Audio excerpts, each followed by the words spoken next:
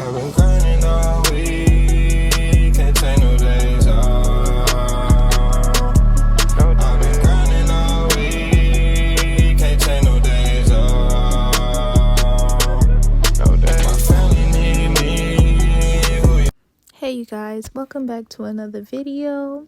Today you can see that I'm making Sunday dinner. This is what I've been wanting to make. Well, mostly just the macaroni and cheese. I've been trying to perfect a recipe for a couple of years now, and this is just the start of the show. That's all that we care about today. But yes, we are cutting up onions and bell peppers with the pinky up and in a stitch onesie. Crazy. So I seasoned the water with some chicken bouillon seasoning or whatever it's called, and I never did that before for my pasta noodles, but I wanted to try it because lots of people do it.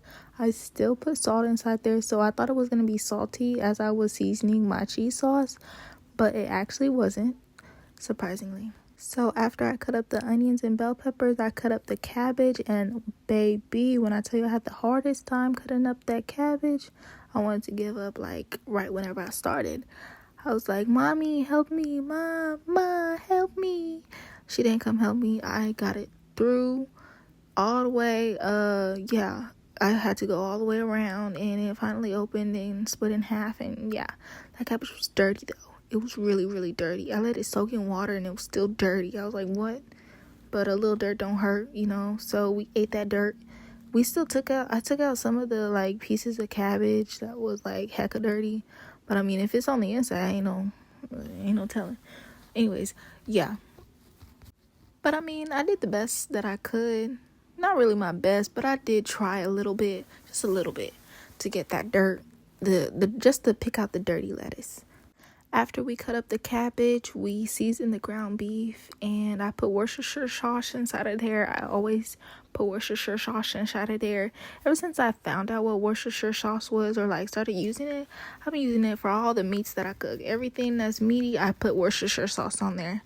And I use my same seasonings for everything. I season all my food with the same seasonings, just like a little bit different with each one. I didn't put any crackers or like breadcrumbs inside of the meatloaf because I really didn't feel like it. And the meatloaf was kind of hard to like, it didn't really like stick together or whatever. And I was kind of worried about that, but it came out good, so that's all that matters.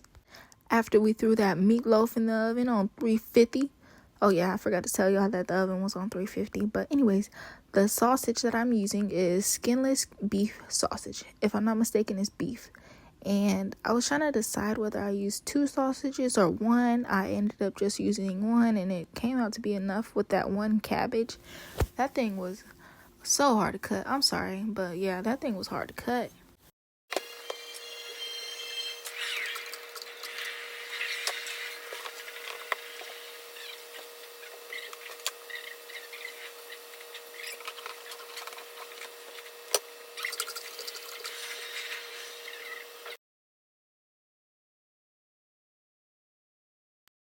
After that, we started shredding up that cheese. Midway through, I did try to put that cabbage inside of the pot with the sausage, and I put some water inside of there after I remembered to. I most definitely did get tired of shredding that cheese. It's just like peeling potatoes for me. And then it's like I want to eat the cheese because I love eating cheese. If I could, well, I could, but I just don't be like thinking to do it. But I could shred my own cheese and put it in a bag. I just don't know the expiration date though, like once I open it. Anyways, back to the video. Sorry, y'all.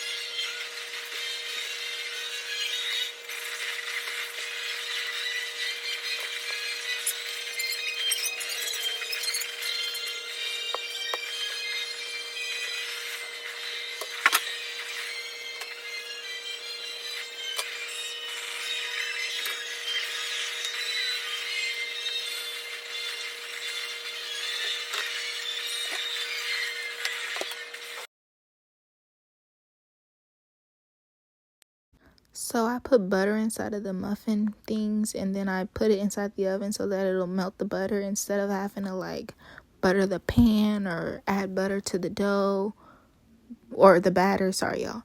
And then I just pour it inside of there, and it just saves so much time, and they still come out so easily. So while I'm making up the cornbread batter, I am also trying to make the cheese sauce, and my roux, I messed it up. So inside of the Tiny Chef recipe on TikTok, she used 3 tablespoons of butter and 3 tablespoons of flour. I did that, and somehow my roux was like hecka thick. Tried to add more butter, it wasn't really working out. So I just restarted, and I just used 3 tablespoons of the butter and then 1 tablespoon of flour.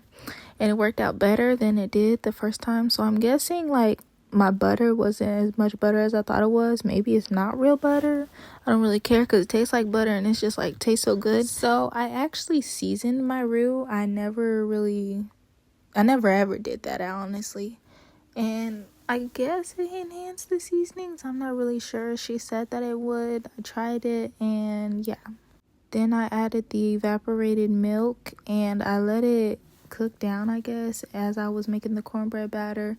And it kind of got like, I guess, separated from the flour. The flour was cooking at the bottom. Oh well, came out good in the end. Maybe next time we'll just turn down the fire a little bit.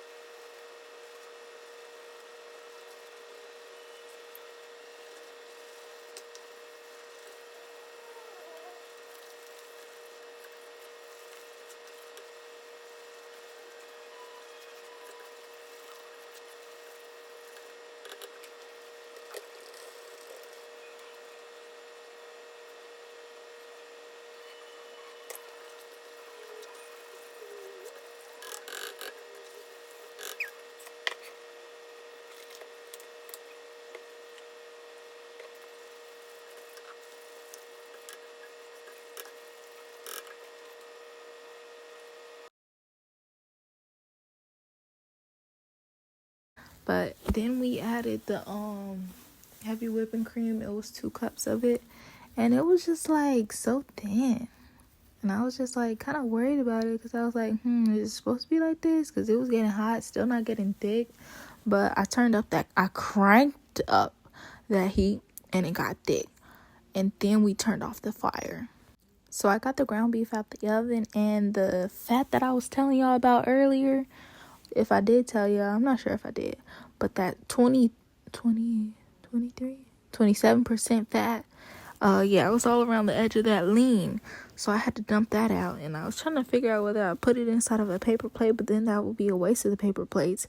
So then I was like, let's just dump it down the sink and turn on the water. So we did that, and then we put a whole bunch of ketchup on top. I like it whenever the ketchup is like cooked on top of the ground beef. I don't know, it just tastes so much better like that. It's like the oven cooks out the tanginess or like the saltiness or whatever of the ketchup, and then it just like kind of tastes a little sweet into its own little sauce. I was actually thinking of mixing ketchup with barbecue sauce and seeing how that tastes on the meatloaf, but I didn't do that. I just stuck to the ketchup.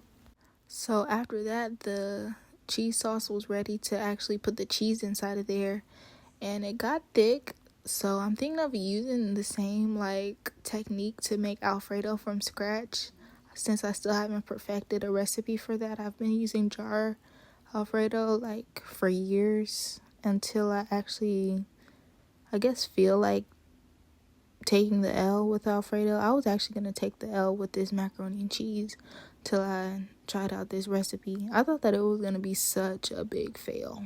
So I put half of the cheese, shredded cheese, inside of the sauce. I made sure to take it off the stove so it doesn't like curdle or cook or whatever. And it was hecka cheesy. Do y'all see them cheese pulls? String pulls? Cheese pull? Yeah, you know what I'm talking about. Y'all see that. So it was most definitely some clumps inside of there. That was the sharp cheddar cheese fault. it clump up together whenever I was trying to mix it, and it was just like being so rude. I don't know what was wrong with it, but I guess it just wanted all that attention. And to the stirring, and then we added the noodles. The noodles was sticking together because I cooked them first and just left it on the side, so it wanted to be tossed up a little bit, and then we put it inside of there. So then I put half of that mixture, or a little more than half, yeah, that's most definitely more than half, inside of this little baking dish or whatever. And I knew from the jump, right whenever I put I guess you could say half inside of there, that it was not going to be big enough. But I was like, we're already here now, let's just see it through, my boy. So then we put half of that cheese that was half left, so that's a quarter. I put a quarter of that cheese on there, and then I put some more of the macaroni and cheese, and then I put the rest of the cheese on top, and then it looked like a mountain. Then I put the paprika on top, and then some parsley. Yeah, parsley. And then the way I'm throwing that hand for that paprika, you see that. That's because the evaporation got to it, and it was just like not coming out regularly, so we had to shake it up a little bit. So yeah, as the macaroni and cheese is going in the oven, everything else is coming out the oven. That goes for the muffins, cornbread muffins, and the meatloaf. So I cranked that oven up on broil so that we could see the macaroni and cheese overflowing. Yes, it did. And I had a thingy up under so that it would catch it, because who's gonna clean up that oven? I ain't never cleaned up no oven. All my years of my life, all these 18 years, I ain't never cleaned up no oven. So I had some macaroni and cheese left over. I just put it at the bottom of the leftover bowl. But anyways, as the macaroni and cheese was in the oven on broil, I checked it a lot, because as soon as you turn your back on that, it's going to be burnt. So I didn't want it to do that, and I already had the cabbage be a fail, or almost be a fail, because it was burnt at the bottom. But as that was inside of the oven, I was trying to clean up a little bit. I got the cornbread muffins out of their tin. I was going to put butter on all of them, but I was all like, they don't deserve this princess treatment when I'm the princess. So I just was all like, they can get their own butter.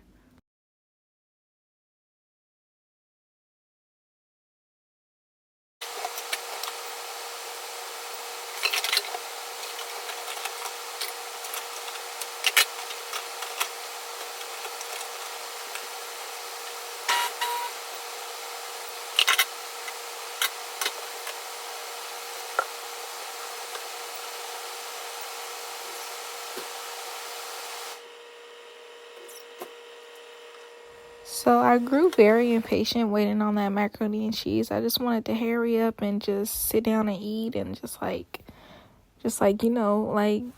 I've been doing this for 2 hours, or like trying to cook it for 2 hours, and I'm just like eager. So I hurried up and got it up out the oven. It didn't get that crust, that crust that everybody be having. It didn't get that, but it was good enough for me, and it looked nice.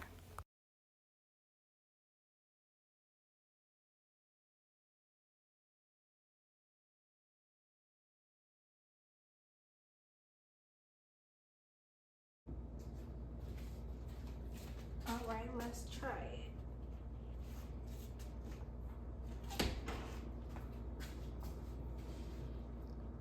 Let's dig into the macaroni. That's the star.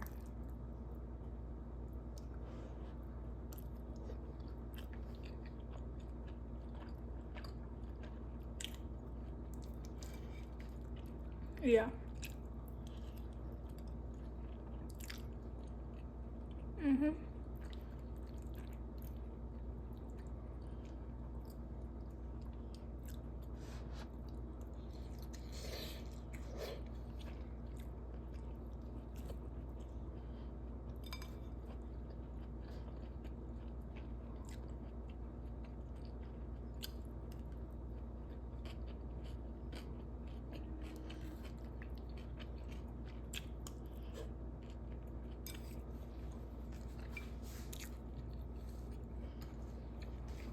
Come on now, Tori, son.